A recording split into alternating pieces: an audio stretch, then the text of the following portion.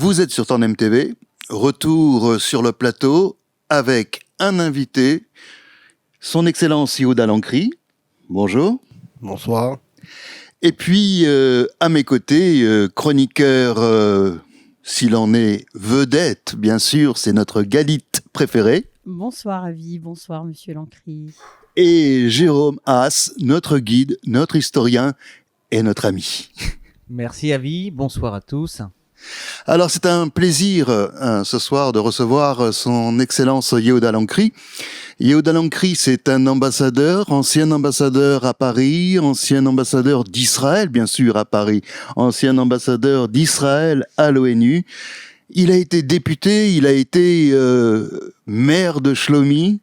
Je sais combien il a été attaché à cette ville et on fera un petit clin d'œil à tous ceux qui sont encore à Shlomi, tous ceux qui habitent à Shlomi. Ils ont vécu des moments difficiles, mais ils sont debout.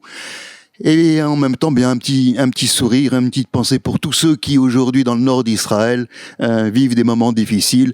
On pense très très fort à eux sur Tandem TV. Je voudrais également, avant de commencer de présenter son Excellence, l'ambassadeur Yehuda Lankri, vous rappeler que nous sommes le 172e jour du 7 octobre et bien sûr de la prise des otages.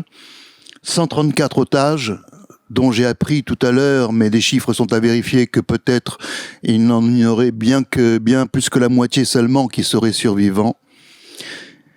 1200 morts et 14 793 qui sont blessés et hospitalisés. Voilà les chiffres, malheureusement, du jour dont il faut nous rappeler, parce que le moment est important, au moment où justement, et on va en parler tout à l'heure, Israël semble isolé malgré ce qui s'est passé le 7 octobre. Alors, Votre Excellence Yehuda Lankri, vous avez pas simplement été cet ancien ambassadeur à Paris, en France, et vous connaissez bien donc ce pays, les Nations Unies, sa mécanique particulière, etc., mais vous êtes aussi celui qui a œuvré pour les accords d'Abraham, et notamment dans cette relation avec le Maroc, dont vous êtes le président de la Chambre de commerce Israël-Maroc. Alors finalement, vous êtes l'homme idéal pour qu'on puisse parler de ces trois sujets vraiment majeurs qui aujourd'hui soit nous rappellent que nous sommes isolés, soit que peut-être il y aurait des petites lucarnes encore à imaginer d'où nous pourrions sortir, en tous les cas moins isolés et peut-être plus sur le chemin de la réconciliation. Alors, bien sûr, vous connaissez la parole malheureuse, dramatique, inacceptable de la rapporteuse de la commission des affaires du Proche-Orient à l'ONU, Francesca Albanese. Voilà qu'elle nous fait, après le décembre 2023, une nouvelle fois, une phrase terrible: Israël commet un génocide. Alors, vous qui avez été à l'ONU, comment en est-on arrivé là pour que quelqu'un d'aussi important puisse dire une chose pareille et finalement pas de réaction, ou pas vraiment? Alors, bonsoir. Ça n'est ni la première iniquité, ni la dernière. On en voit de toutes les couleurs aux Nations Unies. L'injustice est là pour certains pays comme Israël. Israël a eu la chance, il faut reconnaître ce fait, d'obtenir son certificat de naissance aux Nations Unies. Nous sommes, nous, juifs, héritiers de cette conscience de gratitude à l'endroit de celui qui commet un acte positif envers nous, dans ce cas de figure, envers Israël. Donc, n'oublions pas cet acte de naissance. Mais les 7 décennies et demie que nous avons accumulées aux Nations Unies sont assez difficiles sur le plan du bilan pour Israël, notamment au sein de l'Assemblée générale, qui compte aujourd'hui 193 États membres. dont près de 130, 140 sont d'office opposés à Israël. C'est le groupement que l'on appelle des non-alignés, qui est Les BRICS. très aligné sur la cause palestinienne. À l'intérieur, il sévit la Ligue arabe, la conférence, l'organisation islamique, et d'autres pays en Amérique latine qui se veulent progressistes, marxistes de vocation. Donc cet ensemble fait que dans des débats à l'Assemblée générale, Israël est mis au banc des nations. La situation est différente au Conseil de sécurité, même si nous avons été déçus par la résolution d'hier, où Israël est protégé, bien sûr par le doigt divin d'abord, mais par son émissaire sur terre, les États-Unis d'Amérique, qui sauve Israël de certaines situations extrêmement embarrassantes. Donc, ça ne m'étonne pas qu'il y ait un rapport de ce type. Il va falloir que le secrétaire général, évidemment, prenne ses responsabilités. Quand on a un secrétaire général comme celui que j'ai connu à l'époque, de la stature de Kofi Annan, un homme à haute moralité, à ce moment-là, on peut espérer que les choses aient une correction dans leur parcours. Il a fait annuler certains rapports qui étaient profondément hostiles à Israël. J'espère que ce sera le cas avec le rapport de cette dame, ce haut fonctionnaire onusien, parce que si elle n'a pas été à l'écoute de la Cour internationale de justice, qui en tant que Cour internationale n'a pas conclu au génocide. Bon, il y a eu une phrase un peu évasive sur la plausibilité de la requête de l'Afrique du Sud. Mais nous sommes loin du génocide. Le génocidaire, en fait, en pratique, c'est le Hamas. Le 7 octobre, c'était un fragment de Shoah, un condensé de Shoah que nous avons vécu. C'est pour ça que ça imprègne la conscience collective israélienne à ce point. La semaine dernière, j'étais à un forum international à Bakou, où ce sujet, évidemment, a été débattu. Le thème central, c'était comment réparer notre monde fracturé. Tikkun olam, comme on dit. Alors, on a parlé de guerre et de paix, et bien entendu, nous avons été servis aussi. J'étais effaré par la prestation de l'ancien ministre des Affaires étrangères d'Égypte, Amr Moussa, qui a été pendant une dizaine d'années secrétaire général de la Ligue arabe, et qui avait simplement nommé les combattants, entre guillemets, du Hamas comme une résistance. C'était pour ma part. Je lui ai passé le message de façon implicite. C'était désacraliser la résistance française à ces valeurs. Mais ça ne l'a pas gêné de dire oui, c'est un acte de résistance à l'occupation israélienne. On invente des situations de toutes pièces. Il n'y avait pas d'occupation dans le sens d'occupation physique comme celle que l'on connaît ailleurs, et qui est aux yeux de Mitterrand disputable, des territoires disputés. Certes, il y avait une forme d'occupation parce que le contrôle maritime, aérien, terrestre est israélien toujours pour des raisons de sécurité. Mais parler d'occupation israélienne, et si je puis dire, laver des atrocités hamassiennes dans les eaux lustrales, les eaux purificatrices de la cause palestinienne, c'est insoutenable. Et de la part d'un Égyptien, c'est quand même un peu comique parce que vu la situation aujourd'hui de l'Égypte, parce que si nous, on occupe, entre guillemets, la bande de Gaza d'un côté, il ne faut pas oublier qu'il y a une très très grande aussi frontière de Gaza avec l'Égypte, et que l'Égypte, depuis le début, si elle, en tout cas, au départ, les autorités ont, et continuent, ont condamné le Hamas, refuse toute aide humanitaire dans le sens où de réfugiés aux Palestiniens pour leur sauver la vie. Ils refusent, ils ferment leurs frontières de manière très très autoritaire à tout Palestinien qui voudrait aller se réfugier chez eux. Remarque très juste, évidemment, qui dénote l'ambiguïté de l'Égypte.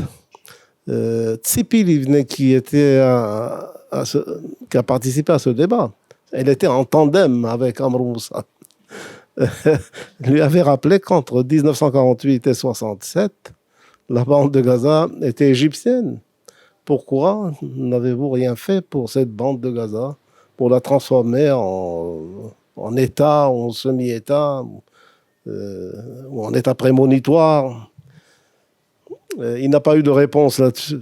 Mais je veux dire que l'ambiguïté égyptienne se signale à travers, d'une part, une forme de collaboration, coopération diplomatique avec Israël, et en pratique, une frontière fermée avec le non-passage des Palestiniens dans le territoire égyptien.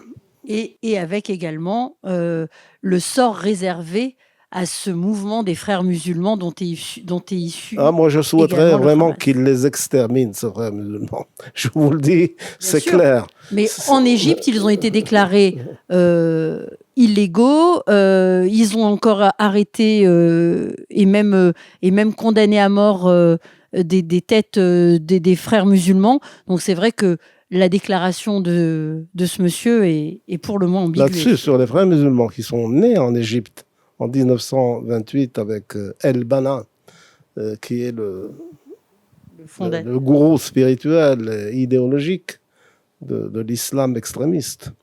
Un islam dont étaient porteurs des terroristes du Hamas. Ils sont très proches. Ils sont en vase communicant avec les frères musulmans. Je n'ai pas un seul reproche à faire aux autorités égyptiennes dans leur combat contre les frères musulmans. D'ailleurs, avec Nasser déjà, ça s'était signalé férocement. Et donc la main forte à l'encontre des frères musulmans, ça n'est pas quelque chose qui me gêne. Au contraire, nous devrions appeler de tous nos voeux la fin des frères musulmans là où ils se trouvent. Évidemment, qu'un représentant égyptien qualifie les criminels, les terroristes du Hamas de résistants, c'est un petit peu pareil, ça révèle le site. C'est très vicieux comme comparaison. J'avais eu une expérience avec l'un des successeurs de Amr Moussa, pour lequel Amr Moussa, je voue quand même une forme d'amitié affectueuse, parce que je l'ai rencontré dans différentes circonstances. Et ce successeur, c'est l'actuel secrétaire général de la Ligue arabe, Ahmed Aboulghaït, qui à l'époque était aussi ministre des Affaires étrangères. De mon temps aux Nations Unies, il était représentant permanent, donc ambassadeur d'Égypte aux Nations Unies. Et nous avions été invités par l'université de Princeton pour débattre de la situation. Et à un moment donné, il utilise aussi cette comparaison. Il me nargue en disant, l'ambassadeur Lancry le comprendra parfaitement parce qu'il vient d'une éducation française, connaisseur de l'histoire de France. Il sait que ce que les Palestiniens font, et on n'en était pas à l'horreur qu'on avait vécue le 7 octobre, c'était l'intifada, la deuxième intifada dans son évolution. C'est pas facile, mais enfin, rien de comparable. Il sait ce que c'est la résistance en France.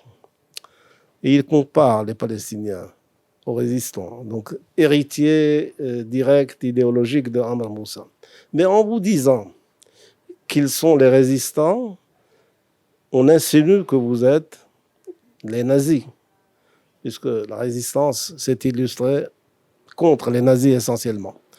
Donc c'est à double tranchant. Il n'y a pas simplement la distorsion de l'histoire, mais aussi la manière très équivoque, très biaisée de vous dire que vous faites comme les nazis.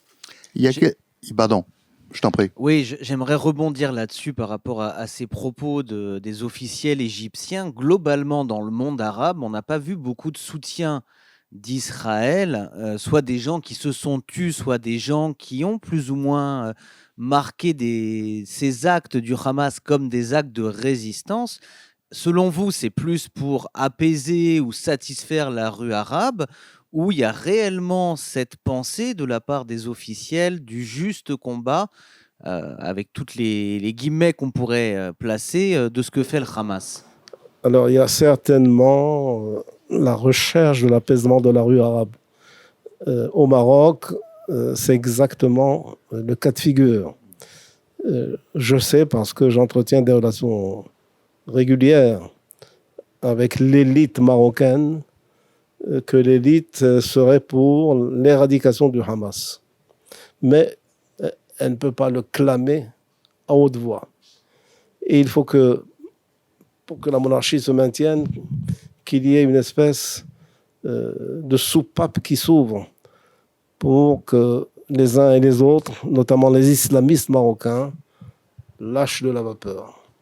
Ça se passe ailleurs, dans le monde arabe. Il n'y a pas eu de condamnation ferme du Hamas. Il y a eu même le déni, l'occultation du Hamas, comme je le disais tout à l'heure, dans les eaux purificatrices de la cause palestinienne. On ne parlait que de cause palestinienne. Alors, ce qui est essentiel dans cette situation, c'est que les accords d'Abraham se maintiennent. La normalisation avec le Maroc est maintenue. J'ai vu même l'ambassadrice du Maroc en France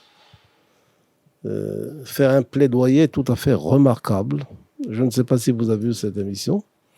Elle était magnifiquement persuasive, belle de surcroît, n'est-ce pas, Avi, expliquant aux téléspectateurs que grâce aux relations solides que le Maroc a avec Israël, 4 avions militaires marocains ont pu atterrir à l'aéroport Ben Gurion avec l'aide humanitaire acheminée par des camions par voie terrestre sur le territoire israélien. Donc vous voyez que sur l'essentiel, et le Maroc est un cas de figure, ça se maintient. Et je dois dire que et tu me confirmeras si c'est vrai, mais après le pogrom du 7 octobre, il y a eu un achat, un échange donc commercial entre le Maroc et Israël sur des technologies militaires d'une somme qui dépassait le milliard, si je ne m'abuse. Oui, ça n'a pas l'écho que ça méritait, parce que on joue à l'invisible dans ces cas de figure. Le Maroc est très attaché à cette coopération avec Israël, sécuritaire notamment. Remettant même d'ailleurs en cause les relations historiques dans ce domaine-là avec la France. Avec la France, exactement. Avec la France, ça ne marche pas depuis 1 an, 2 ans, de la façon dont ça marchait à l'époque. Et Israël s'est imposé en partenaire sécuritaire de premier plan pour le Maroc. Mais pour revenir à l'ONU, parce que là, il y a quelque chose quand même d'un petit peu incroyable. Tu as cité Kofi Annan, cet homme qui a incarné quand même une certaine envergure, une certaine élégance même, je dois dire, dans cette, au sein de l'ONU. À la fin de son mandat, il dénonce un petit peu l'acharnement, justement, des résolutions contre Israël, aux dépens d'autres problèmes, d'autres circonstances qui méritaient aussi un point de vue. Et finalement, au lieu que ça ouvre des perspectives, avec justement ce qui s'est passé après les accords d'Abraham, et en tous les cas cette dynamique au-delà des accords, on a vu les choses s'effondrer. Et comme s'il y avait une latence, et que le 7 octobre a fait exploser, quoi, finalement. comme s'il y avait eu un vernis qui continuait avec des 49 résolutions contre Israël sur 52, et puis finalement on se retrouve avec le 7 octobre, voilà, comme si on avait libéré une latence antisémite, une latence anti-israélienne, et que finalement ces mots de Kofi Annan, font peut-être partie de l'histoire, mais dans les archives un peu poussiéreuses. Il a fait ce qu'il a pu pendant l'exercice de sa mission. Pour prendre un exemple, en 2001, il avait participé à Doha, à une réunion de la conférence de l'organisation islamique. Et devant l'Iran, la Libye et autant d'amis, entre guillemets, d'Israël et du peuple juif, il n'a pas hésité à déclarer, c'est dans les archives, tu peux consulter ça, que s'il fallait créer les Nations Unies pour la seule survie d'Israël, c'était à ses yeux entièrement justifié. Donc quelque chose de vraiment spectaculaire. Il faut dire que sa femme, qui est la nièce de Rudolf Wallenberg, Raoul Wallenberg, l'a rapproché et l'a sensibilisé à la Shoah, au peuple juif, à Israël, même s'il a évidemment clairement désavoué certaines actions israéliennes et prôné plus de justice à l'endroit du peuple palestinien, mais il n'a jamais oublié le défi de survie d'Israël dans sa région. Alors c'était bon pour son temps, évidemment. On ne lègue pas ces situations à l'autre secrétaire général venu après et à l'actuel. On fait avec. Votre Excellence, on a cru longtemps que l'opposition entre les mondes sunnites et chiites, dans le cadre des accords d'Abraham, pouvait aider Israël, et on a tendance à penser depuis le 7 octobre, avec ce manque de soutien, que c'était peut-être juste une illusion. Est-ce que vous pensez que c'est le cas? Ce facteur est important. Si l'Arabie saoudite explore quelques formes de rapprochement à Israël, ce dont Israël est vivement intéressé, c'est qu'elle souhaite contrebalancer l'irrédentisme chiite de l'Iran. Mais il n'y a pas que ça. Il ne faut pas oublier que les partenaires des accords d'Abraham attendaient d'Israël des mesures concrètes par rapport au problème palestinien. Jared Kushner, le gendre de Donald Trump, à l'époque, avait soumis une forme de solution, un État palestinien embryonnaire aux côtés d'Israël. Bon, j'avoue que c'était assez insuffisant, mais c'était quand même une idée originale et qui marquait surtout le besoin de satisfaire, d'une façon ou d'une autre, les attentes de ces pays arabes qui avaient contracté la normalisation avec Israël. L'Arabie saoudite dit la même chose. On ne pourra avancer réellement que si Israël s'engage à progresser dans son dialogue et son chemin de paix avec les Palestiniens. Donc, il est difficile d'imaginer à l'heure actuelle ce gouvernement précis en Israël qui ne veut en aucun cas entendre parler de l'État palestinien, obtenir cette normalisation du côté de l'Arabie saoudite, quelles que soient les tensions chiites, sunnites, il n'y a pas que ça. C'est certain, c'est un facteur important. Israël peut se regrouper autour des sunnites contre les chiites, mais encore faut-il payer par monnaie concrète la question palestinienne. Mais est-ce qu'il n'y a pas finalement quand même une hypocrisie, puisqu'on sait bien que le frérisme touche même d'ailleurs, enfin, est aujourd'hui hébergé, voire même invité à la table des mollahs. c'est-à-dire donc chez les chiites eux-mêmes en Iran. On voit bien, bon, la visite aujourd'hui de Ismail Haniyeh donc à Téhéran n'est pas simplement qu'une visite suite à la résolution. Non, non, il y a une véritable circonstance qui les amène aujourd'hui à se retrouver et à s'afficher, mais les liens existent. Oui, ça existe.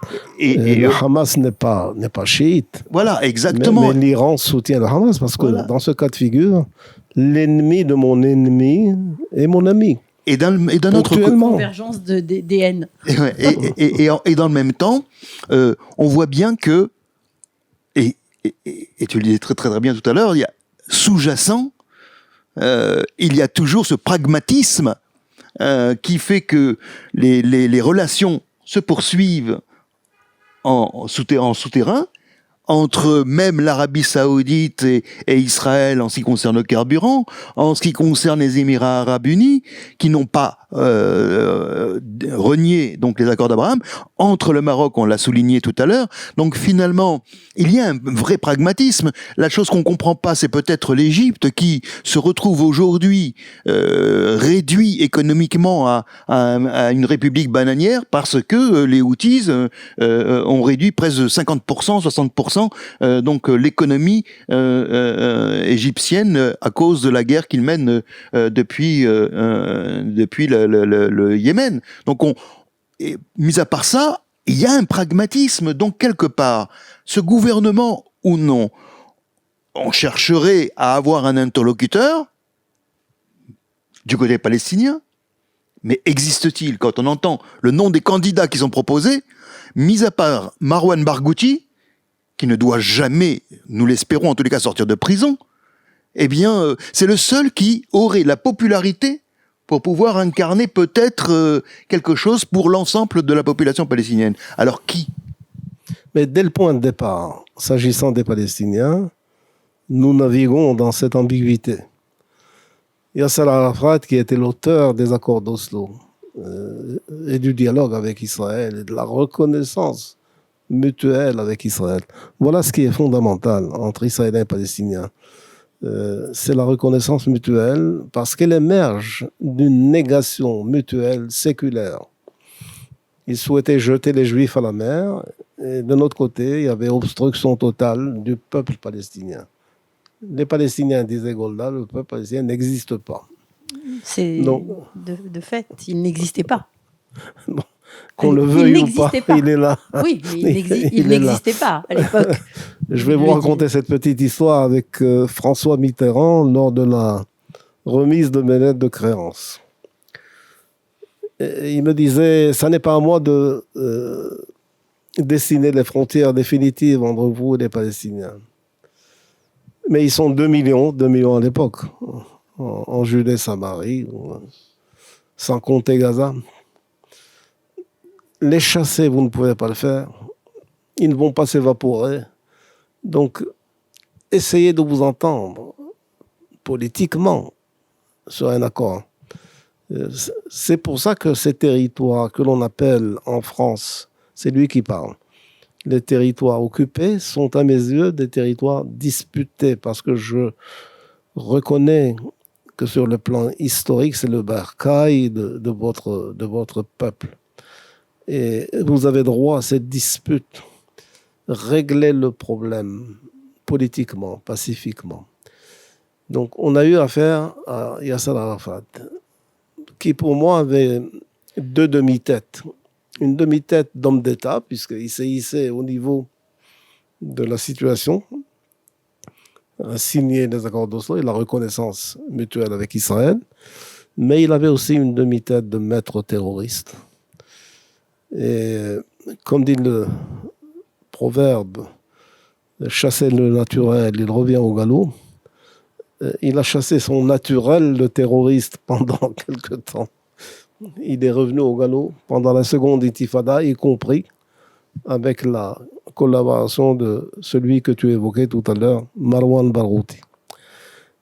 Donc nous sommes condamnés, du moins pour cette génération, à dialoguer avec des gens qui participent de ces deux sensibilités. Peut-être d'une volonté d'aboutir à un accord avec Israël, mais qui en même temps considère que la lutte armée doit toujours exister. Il faut faire avec, et avec dans la prudence. Je ne suis pas pour la paix maintenant. Je suis pour une paix totalement sécurisée pour Israël. En fait, est-ce que... Pardon. Pardon. Je voulais juste vous demander qui vous voyez, vous, aujourd'hui, chez les Palestiniens, capables d'entendre votre discours? On les rencontre de temps en temps. On avait même rencontré Marwan Barghouti à l'époque, quand j'étais à la Knesset, sous l'égide de l'Union européenne et son émissaire, Miguel Moratinos. On avait fait quelques séminaires en Grèce, à Rhodes. Et parmi ces gens-là, il y avait Marwan Barghouti qui manifestement suscitait l'adhésion de ses collègues. Certains étaient déjà ministres ou ministres délégués, mais lui avait la prestance du leader. Et il y avait eu des situations assez cocasses avec notamment quelques députés du Chasse qui étaient venus pour ce dialogue. Et un Erev Shabbat, un vendredi soir, on s'est retrouvés à table avec Barghouti et d'autres auxquels on a mis une kippa et qu'il a accepté et qui a fait le kidouche avec nous. Donc il y a une forme d'ouverture. Donc, ce serait possible pour vous aujourd'hui, ce serait un interlocuteur valable? Barghouti, après ce qu'il a commis, parce qu'il avait déjà fait 6 ans de prison auparavant, il est devenu un repentant en adhérant au dialogue, à la rencontre avec les Israéliens, etc. Alors, il a été quand même impliqué dans des actes terroristes, donc je considère que ça le disqualifie en principe. Mais s'il était élu d'une manière ou d'une autre par les Palestiniens, ça reste un homme de dialogue. Donc vous êtes d'accord pour dire qu'aujourd'hui, dans l'état actuel de la carte politique palestinienne, il n'y a personne avec qui échanger sur ce que vous proposez, parce que le monde entier exige d'Israël un État palestinien pour les Palestiniens. Le monde entier. Mais est-ce que le monde entier, ou ne serait-ce qu'un seul leader réel, politique, international, pourrait, ne serait-ce que demander aux Palestiniens, pas au peuple, aux leaders palestiniens, s'ils veulent un pays pour leur peuple? Ça, je ne suis pas persuadée, moi, aujourd'hui, que chez les Palestiniens, il y a un leader que ça intéresse d'avoir un pays pour son peuple. Ça, c'est la grande question. Est-ce que les Palestiniens, comme le monde arabe d'ailleurs, sont suffisamment mûrs à faire place à Israël? Parce que Israël, né dans les conditions que nous connaissons, a été vécu par le monde arabe en général, et les Palestiniens en particulier, comme un défi insoutenable. Défi à l'hégémonie arabe dans la région, comme si nous étions une tête de pont de l'Europe ou de l'Occident, c'est ainsi qu'ils nous perçoivent. Et c'est la brisure du rêve islamique extrémiste. Daniel Siboni, le psychanalyste bien connu en France, l'explique très bien en une métaphore assez percutante, où il raconte que le Coran a avalé la Bible pour en recracher les Juifs. C'est-à-dire que le Coran, c'est une copie assez remarquable de la Bible, qui a d'ailleurs une vénération extraordinaire pour les pères fondateurs du judaïsme. dans ton cas, Abraham, Sidna, Ibrahim, et Moïse, figure centrale du Coran, que le Coran nomme Kalimou Allah, c'est-à-dire celui qui a conversé avec Dieu. Le seul à avoir parlé à Dieu de tous les prophètes, y compris Mohammed, c'est Moïse. Il est cité 127 fois dans le Coran, alors que Mohammed n'en est qu'à 56, 57 fois. Je connais toutes ces données parce que j'ai écrit une préface pour un livre d'un intellectuel marocain, le professeur Rachid Lazrak, un juriste international qui s'intéresse aux religions. Donc il a fait un livre sur la centralité de Moïse dans le Coran. Or, finalement, le Coran préconise, même dans son interprétation la plus douce, la plus soft, la fin nécessaire et automatique du judaïsme. Parce que, imaginez, disait Siboni, qu'un auteur fasse un plagiat d'un autre auteur. Qu'est-ce qu'il va souhaiter à l'original? La disparition la plus rapide. Donc ils nous disent, nous sommes la vraie révélation, nous les musulmans. Et d'ailleurs, ils se réapproprient les figures centrales du judaïsme en disant, ce sont des musulmans. Finalement, le peuple juif a déçu le Créateur qui l'a dispersé dans le monde. On ne peut pas récuser, évidemment, ce constat. Nous avons été dispersés. Il les rassemble. Alors ça, c'est comme pour le christianisme, qui lui aussi était porteur de cette vision de la fin du peuple juif, qui retrouve Israël dans son émergence. C'est intenable. Donc, il faut que les Arabes, le monde arabe, puissent se débarrasser de cette vision. Certains l'ont fait. C'est ce que j'allais vous dire. Certains l'ont évidemment. fait. L'Égypte, par exemple, avec Saadat, l'a fait. La Jordanie, le Maroc, les Émirats arabes. Donc, C'est peu ça, à peu, c'est-à-dire nous gagnons du terrain. On a l'impression qu'avant le 7 octobre, avec les accords d'Abraham, etc., il y avait quand même une belle partie de ces pays arabes et de la région pour qui l'existence d'Israël était maintenant acquise, un fait, et prêt même à signer des accords, avoir des échanges, etc., en laissant finalement de côté, puisque ils avaient réussi, même eux, à les fatiguer, cette cause palestinienne qui finalement ne trouvait pas d'issue parce que eux-mêmes, les leaders palestiniens, ne voulaient pas d'issue à ça. Ils ont fini par se conforter, par se plaire dans ce statut de victime, de réfugié depuis 75 ans qu'ils se transmettent de père en fils comme un héritage.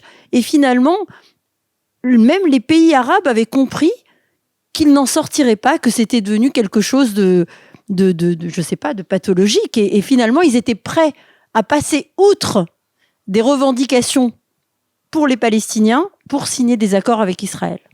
Alors, ils n'ont pas complètement délaissé, abandonné la cause palestinienne. Loin s'en faut. Mais cette reconnaissance dont nous parlions tout à l'heure, elle a eu ses racines déjà dans les années 60. Habib Bourguiba, en 65, a été le premier à dire « Israël, c'est un fait accompli ». Hassan II, qui a été une voix qualitative et intellectuelle d'envergure dans le monde arabe et dans le Maghreb, a préconisé la même démarche. Israël est un fait. Il disait en plus, nous sommes des cousins. Il n'a jamais oublié ça. Nous sommes les fils d'Abraham, nous sommes des cousins. Nous devrions pouvoir nous entendre. Il a été l'un des acteurs, des architectes du rapprochement et de la paix israélo-égyptienne. Donc cette reconnaissance est partie des années 60. Il a fallu du temps pour qu'elle puisse développer toute l'énergie et ses potentialités. Les accords d'Abraham ont été une grande impulsion dans ce sens. Mais ils n'ont pas mis en veilleuse totalement ou en sourdine totalement la cause palestinienne. Ils l'ont déclaré d'office. Amis israéliens, faites quelque chose dans cette direction. Mais ils ne l'ont pas mis en condition, on va dire, Pas à une la condition signature. sine qua non, mais je pense que nous ne passerons à l'échelon d'ambassade avec le Maroc que lorsque quelque chose de tangible, de concret aura été acquis avec les Palestiniens. Ça reste quand même interdépendant. En tous les cas, pardon. Vas-y. En tous les cas, il y a un pragmatisme qui reste, celui des relations toujours donc existantes entre Israël et les pays qui ont signé, bon, je mets une parenthèse avec le Soudan, mais qui ont signé avec Israël les accords d'Abraham. Il n'empêche que il semblerait que tout soit flouté.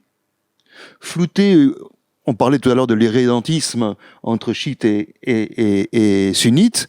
Eh bien, c'est flouté par ce combat que mène proxy intermédiaire l'Iran avec Israël, mais bien sûr aussi au travers d'Israël l'Occident. Finalement, ce flou-là n'aide pas à reconnaître ses ennemis et finalement à poursuivre le chemin qui avait été initié aujourd'hui. Et puis on voit aussi que émerger des tensions, notamment entre l'Algérie et le Maroc, qui ne sont pas compris par l'Occident.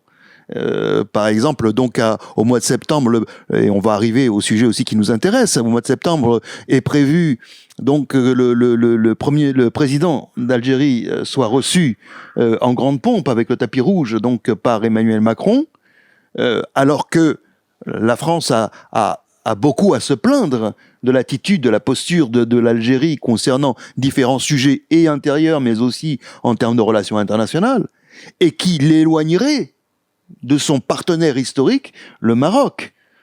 Puisque les tensions, on dit que l'Algérie est en train d'acquérir davantage encore de drones et autres engins militaires pour finalement se disputer encore sur le plan territorial avec le Maroc. Alors, finalement, mais entre le pragmatisme commercial, d'échanges culturels, d'échanges commerciaux, et puis les intérêts aussi des uns et des autres, qu'ils ont besoin de quoi. On parle de l'Arabie Saoudite qui a besoin d'Israël pour son projet millénariste donc de 2030. Elle a besoin de la technologie israélienne et tout ça n'arrive pas à passer le gué.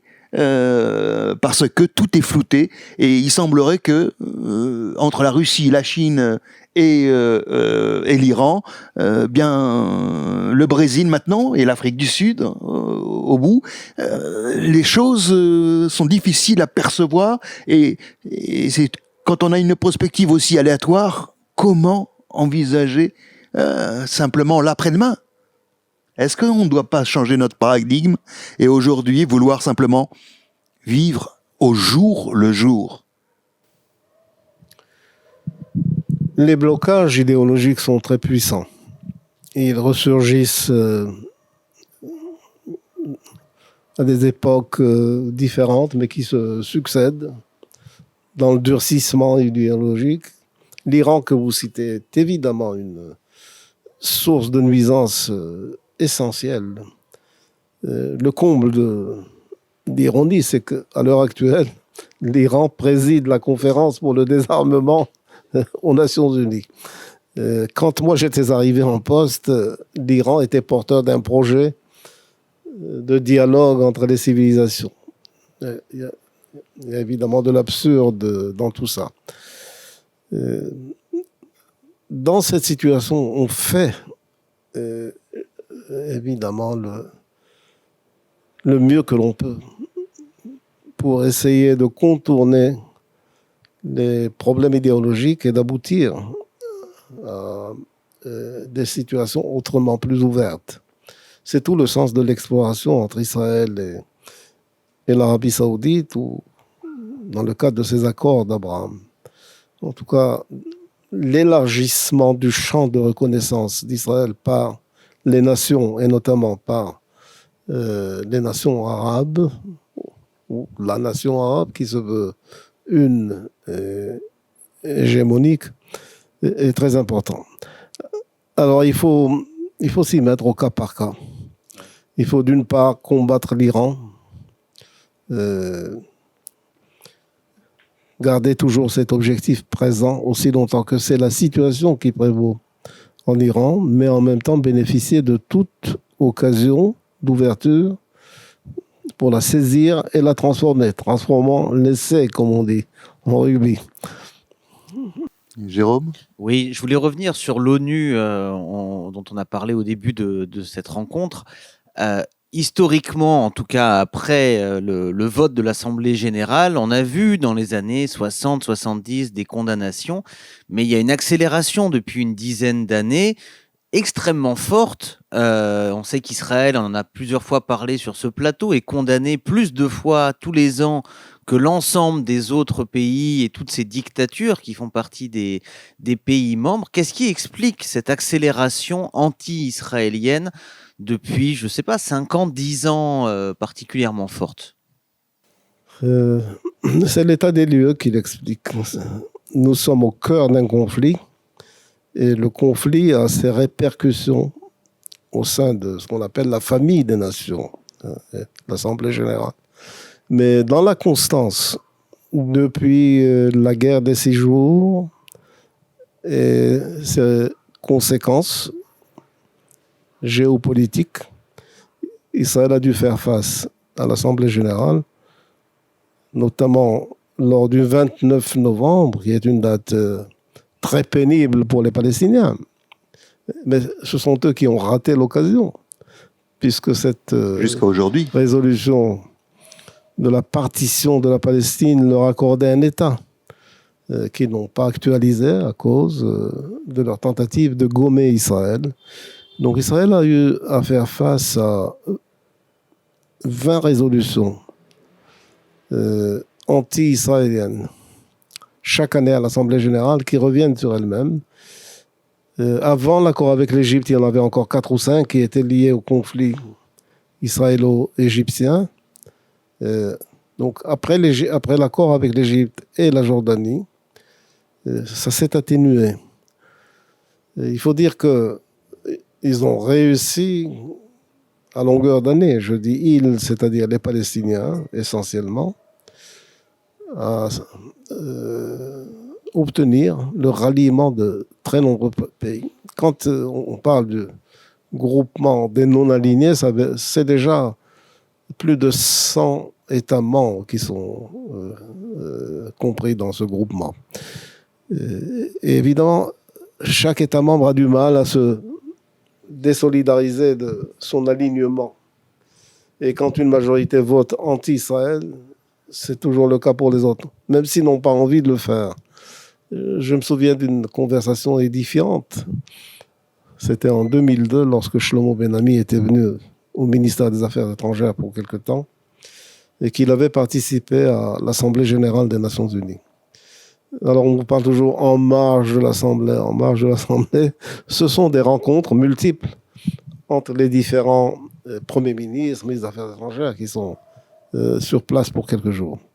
Et dans le cas des réunions de Shlomo Ben-Ami, on en avait une avec le ministre indien des Affaires étrangères. Personnage très important, très sage dans son allure, sa philosophie politique. Shlomo avait été évidemment préparé par la direction du ministère. On avait fourni les dossiers en lui demandant essaye d'obtenir de l'Inde qu'il passe de l'abstention au vote contre la proposition palestinienne ou les propositions palestiniennes. Et Shlomo le fait, le formule. Son homologue indien le regarde, le jauge, et lui dit « Dites-moi, monsieur le ministre, qu'est-ce qui vous importe le plus? Que l'Inde bouge dans l'une ou l'autre des propositions palestiniennes ou que nous maintenions le volume de nos échanges qui sont maintenant à 2 milliards de dollars, enfin à l'époque, 2002 maintenant, ça doit atteindre 10 milliards de dollars ou même plus. Qu'est-ce qui vous importe le plus? Et pourquoi mettriez-vous l'Inde en situation de persécution, entre guillemets, de camp palestino-arabe? Ouais. Alors, il a compris. Mais c'est exactement le sentiment qu'on a.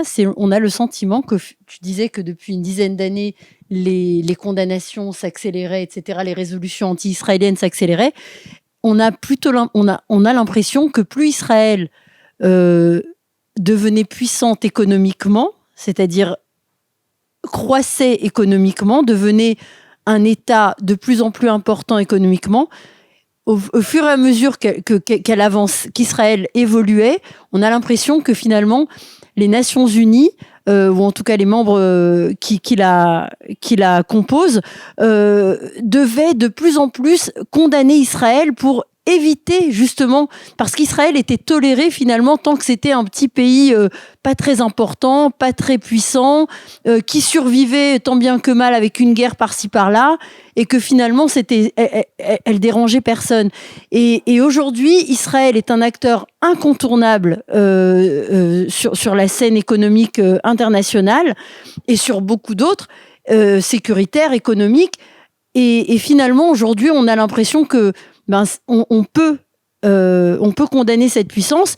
Et puis j'ai l'impression aussi que l'importance, ou en tout cas qu'on accorde aux résolutions et aux condamnations de l'ONU, finalement, quel impact ça a à part symbolique?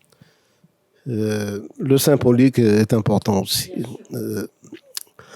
Les résolutions de l'Assemblée générale ne sont pas contraignantes selon la charte des Nations unies, mais elles ont un effet symbolique important, politique important.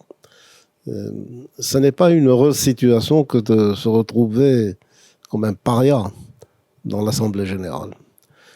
Mais la situation a évolué quand même. C'est-à-dire les 2 premières décennies, dans les 50-60, jusqu'à la guerre des 6 jours, Israël n'était pas forcément victime de cet assaut diplomatique soutenu. Mais à partir du moment où nous devenons puissants pendant la guerre des 6 jours, où l'on redessine la géopolitique moyen-orientale, on nous en veut. Donc c'est intimement lié au conflit israélo-palestino-arabe. Du côté arabe, ça se résorbe peu à peu. Du côté palestinien, ça n'est pas encore le cas. Et aussi longtemps que nous couvons ce conflit avec les Palestiniens, on aura toujours des résolutions anti-israéliennes à l'Assemblée générale. De temps à autre, lorsque conflit il y a et qu'il s'exacerbe, comme à l'heure actuelle, le Conseil de sécurité qui s'y ajoute, malgré tout ça, Israël a fait son cheminement aux Nations Unies. En l'an 2000, par exemple, lorsqu'en mai 2000, le 24 mai à l'époque, Israël avait décidé de se retirer du Sud-Liban. Ça a eu un effet positif remarquable aux Nations Unies. Je me souviens de ce même Aboul Reit que je citais tout à l'heure, qui était donc l'ambassadeur d'Égypte, qui me rencontre à la cafétéria des Nations Unies. Il avait le collègue soudanais avec lui, et qui me dit: ce que vous avez décidé de faire au Liban va dans le sens du droit international, de la légitimité internationale. Maintenant, si le Hezbollah vous attaque, et il me fait ce geste de la main, si vous envoie des Katyusha, à l'époque c'était des Katyusha, vous pouvez le défoncer. Évidemment, il ne va pas le dire dans un discours officiel, mais vous laissez comprendre que la situation n'est pas désespérée, qu'elle peut évoluer. Comme on dit très bien en hébreu, Ma'asecha yarhikucha, Ma'asecha yekarvucha. C'est-à-dire que tes actions sont susceptibles de te rapprocher ou de t'éloigner. On parle beaucoup de Asbara, information. L'autre jour, le Premier ministre en voulait à son entourage qu'il accusait d'être incapable de mettre un mot à côté de l'autre en anglais. Mais la réponse est que est-ce que ta politique permet de mettre un mot à côté de l'autre? Quand il y a une politique dans la clarté et que l'action est là, on n'a pas besoin de 1000 informateurs. L'information se fait d'elle-même. Donc, Israël a évolué au sein des Nations Unies. Ce mois de mai 2000, je m'en souviendrai parce que c'est le mois où nous avons réussi, grâce à une aide massive américaine, à inscrire Israël dans le groupement régional WEOG, Western European and Others Group. C'est-à-dire on avait les pays de l'Union européenne avec l'Amérique du Nord, Canada et États-Unis, et l'Australie et la Nouvelle-Zélande. Nous y avions évidemment investi pas mal d'efforts pendant des années. C'était peut-être la première mission que je m'étais assigné quand je suis venu aux Nations Unies. Et le grand ambassadeur de l'époque, Richard Holbrooke, qui était juif, qui était d'une puissance inouïe, il intimidait plus d'un au sein des Nations Unies. Il avait évidemment la confiance totale de Clinton. Il en avait fait un membre. Il en avait fait un membre du cabinet qui se réunissait une fois par semaine. Donc à côté de Madeleine Albright et des autres dirigeants, et qui m'avait dit, Yehuda, je me mets à ta disposition pour qu'on puisse réaliser l'objectif. Mettre Israël, l'inscrire dans ce groupe WEOG. Donc moi, j'ai pris la partie européenne qui était pour moi la plus familière, en discutant avec les ambassadeurs européens, l'espagnol, le portugais, le français évidemment. Hubert Védrine était très favorable d'ailleurs à l'époque. Et Holbrooke était là par-dessus. Quand ça ne marchait pas, il s'introduisait et se projetait avec puissance pour obtenir l'aval du pays en question. On a réussi de cette manière-là à convertir la position de l'Europe, parce que l'Europe nous disait, écoutez, vous êtes en plein processus de paix. Réfléchissez au message que vous allez envoyer au monde arabe. De toute façon, ils vous suspectent d'être un pont européen. Alors on voulait renforcer plus cette idée. Et moi, je répondais, la paix, c'est une chose très importante. Et notre espoir, c'est d'y arriver un jour et d'arriver à nous mettre dans le groupe asiatique auquel Israël appartient. Mais pour le moment, il y a la Syrie, il y a le Liban, il y a d'autres, l'Irak. Impossible. Il faut être élu à l'unanimité dans ces groupes. C'est comme ça que ça s'est passé pour le groupe de l'Europe. Finalement, ils ont été acquis à cet argumentaire. La paix, c'est une chose, on y travaille, mais ça prendra du temps. Et Israël ne peut pas attendre plus de 40 ans. Il y a eu déjà une traversée du désert depuis 61 où ce groupement régional a été formé jusqu'à 2000, 2001, ça fait une quarantaine d'années. Au mois de mai, avec le retrait d'Israël du Sud-Liban, on avait une deuxième victoire diplomatique, c'était l'insertion d'Israël dans ce regroupement régional. Qu'est-ce que ça nous donne? Une plus grande visibilité aux Nations Unies. On a maintenant des vice-présidents de l'Assemblée générale qui sont en fait des émissaires du groupe régional. À tour de rôle. Au Conseil de sécurité, nous n'y sommes pas parvenus encore, mais au moment où nous avons signé en 2000, on nous avait fait le calcul, il va falloir attendre 18 ans pour que la rotation vous touche de sa grâce. D'accord, on attend 18 ans. Mais arrivé à 18 ans, qu'est-ce qu'il faut qu'il se passe? Il faut deux choses. il faut bien sûr que le candidat soit nommé par le regroupement régional et il faut qu'il puisse faire valoir ses états de service en matière de paix et de stabilité régionale. Ça a été le cas pour Israël à certaines périodes. Et ensuite se faire élire par les 2/3 de l'Assemblée générale. Ça, c'est impossible. Vous vous souvenez peut-être de la campagne que Bibi Netanyahu avait menée en Afrique? Il était allé en Afrique, précisément, dans le but de demander aux États africains, membres de l'Assemblée générale, de voter pour Israël. Mais au bout du compte, nous ne sommes pas arrivés à obtenir les 2/3, donc Israël ne s'est même pas présenté. Mais ça veut dire que les potentialités sont là. Ensuite, dans les différentes commissions qui traitent de technologie, de sciences, d'éducation, Israël a une réputation tout à fait honorable. Ça n'est pas évidemment ce qui se dit dans les discours de l'Assemblée générale. Mais dans le travail des Nations unies, Israël a sa place, a son importance. Nous y tenons, ils y tiennent. Et avec ça, il faut souffrir de temps en temps de cette tempête et ces sièges diplomatiques. Sans remettre en cause ce qui semble être dans ton propos quelque chose qui est très pragmatique, qui est ce cheminement très très long et qui a donné sans conteste des acquis à Israël.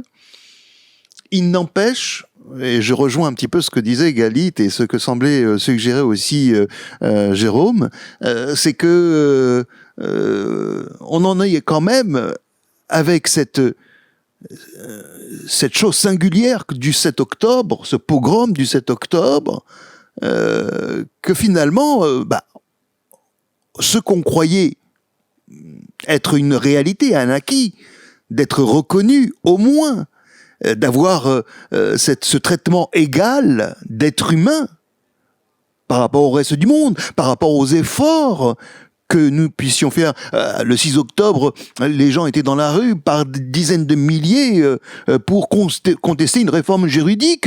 C'est dire l'appétit démocratique, voire excessif, peut-être pour certains, mais il n'empêche cette réalité démocratique. Donc on pouvait être un exemple. Startup Nation, Gay Pride Nation, bref, on ne sait plus où on n'est pas au top du top. Et pourtant, le 7 octobre, on a vu très rapidement, quelque chose s'effondrer.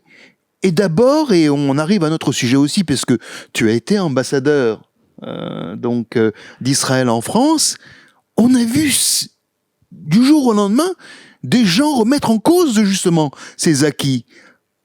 Par exemple, on est parti des terroristes du Hamas, c'est vrai, plus ou moins l'exécutif parlait ainsi du Hamas à les résistants du Hamas. Et maintenant, si on voit d'ailleurs dans la sémantique des journaux qui, même pas trop éloignés d'Israël, en tous les cas avec une certaine affinité d'Israël, maintenant on parle de gouvernement du Hamas qui donne son accord, qui donne son avis, etc.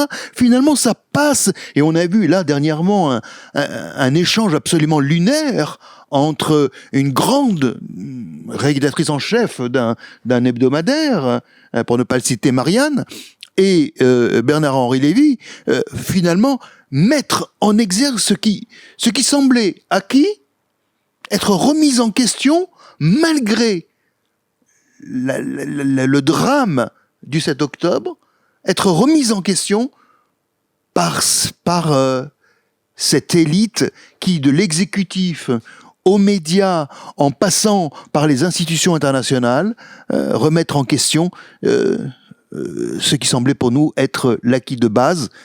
Reconnais-moi en tant que ce que je suis et ce que je fais. Nous sommes les seuls à faire réellement, à avoir donné des territoires. Nous sommes les seuls à avoir concédé des choses sur des compromis terribles quand il a fallu déloger des familles de territoires. Je pense au Sinaï, mais je pense même à Gaza. on a concédé, on a fait des compromis, on a vraiment pris en main, et d'ailleurs des gens encore qui sont, pas ses descendants, mais ces survivants de cet exil depuis Gaza ou du Sinaï en Israël vivent encore dans des conditions précaires, et pourtant tout cela, il semble que même nos bonnes relations avec la France, même nos bonnes relations avec l'exécutif, quel que soit le parti politique, soit remise en question. Qu'est-ce qui se passe? Oui, alors, il faut quand même bien voir qu'il y a eu une phase initiale qui a été une phase de rassemblement, grosso modo, autour d'Israël. Les différents premiers ministres du monde européen, occidental, le président Biden évidemment en tête, qui sont venus en Israël, qui ont témoigné de leur solidarité. Il y avait eu une proposition du président français, puisqu'on parle de la France, d'Emmanuel Macron, Coalition. qui n'a pas été mise en œuvre, mais intéressante, où il a compris que Hamas était Daesh, et qu'il fallait faire comme ce qui a été fait pour Daesh. C'est dommage, une occasion manquée. Mais c'est pour dire que le monde n'a pas été aveugle à la sauvagerie du Hamas, à l'atrocité du Hamas, même si dans certaines régions du monde, il n'a pas été condamné en tant que tel, y compris aux Nations Unies. Ce que reprochait la représentante permanente des États-Unis à cette résolution, où les États-Unis se sont abstenus, c'était que le Hamas n'était pas encore condamné. Et il y a la deuxième phase. Que se passe-t-il dans cette deuxième phase? Nous ne sommes pas capables de remettre en cause les chiffres qu'avance le Hamas.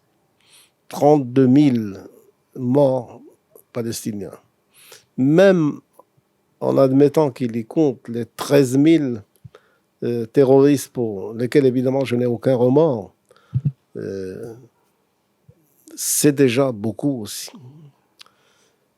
Donc, le poids des mots et le choc des images.